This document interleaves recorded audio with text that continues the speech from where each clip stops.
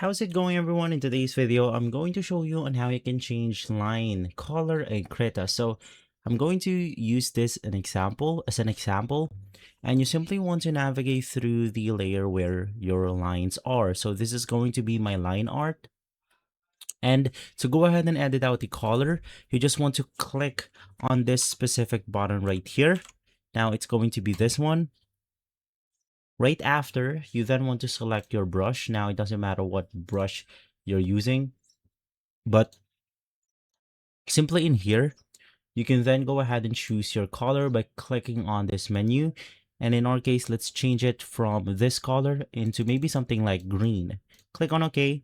And basically right after, you could draw over your line art right here, enabling us to simply change it without making changes to the different arts or the different parts of our art.